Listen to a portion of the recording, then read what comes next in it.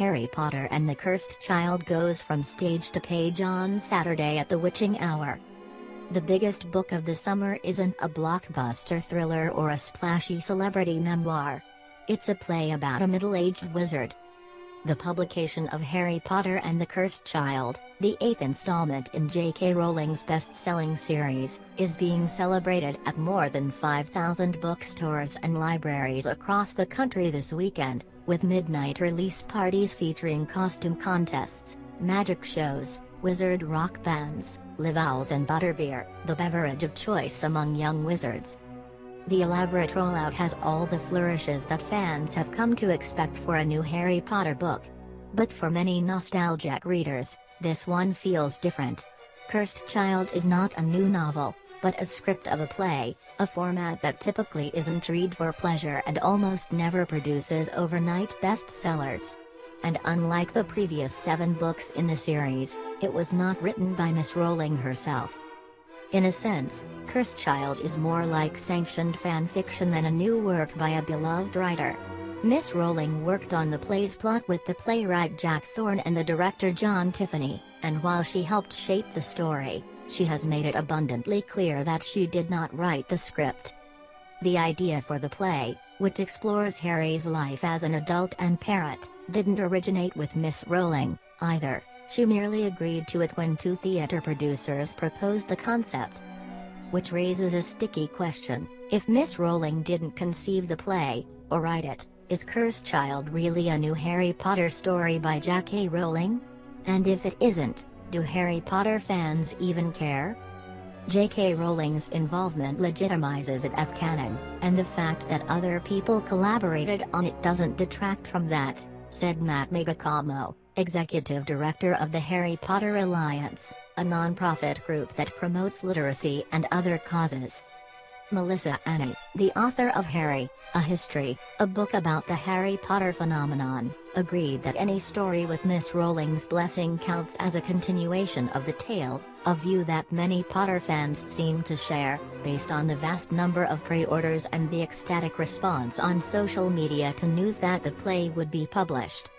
The thing that we all always want most from her is a book, but if we're getting the story in the form of a play, as long as she says it's the real deal, we're on board, said Miss Annie, who is organizing a midnight release party for some 2,000 fans at GeekyCon, a festival in Orlando, Florida, that will feature a costume ball and performances by wizard rock bands.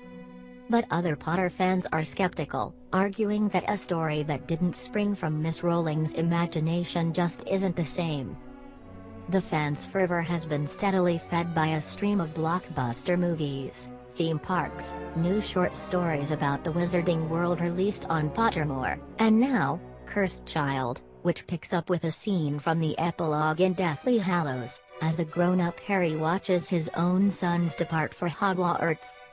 The play, which officially opens on Saturday in London, has already generated ecstatic praise from theatre critics.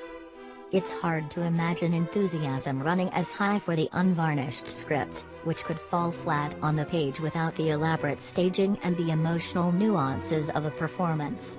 I think there will be a lot of disappointment, said John Granger, who has published several books of literary criticism about Harry Potter and dismissed the play as franchise exploitation. Still, Cursed Child, which is being released at midnight on Saturday, just in time for Harry's birthday Sunday, is on track to be a blockbuster. Scholastic, Miss Rowling's American publisher, is printing 4.5 million copies, a staggeringly large number, though it scarcely approaches the 12 million copy run for Deathly Hallows. Barnes & Noble reported that Cursed Child is the most heavily pre-ordered book since Deathly Hallows. On Amazon, Cursed Child has held steady at, or near, the top of the bestseller list since publication was announced in February, making it the site's best-selling book so far this year. Scholastic is hoping that readers will embrace the book, regardless of the form. Play format, novel format, it's still a story, said Arthur A. Levine, the vice president and publisher of Arthur A. Levine Books, a Scholastic imprint that publishes Harry Potter.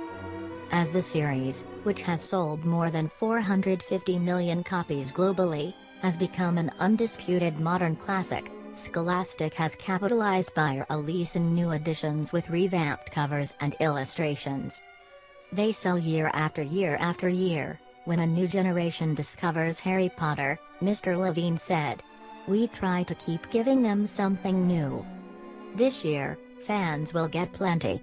In November, Scholastic is publishing the screenplay for Fantastic Beasts and Where to Find Them, a coming movie that expands the Harry Potter universe to North America.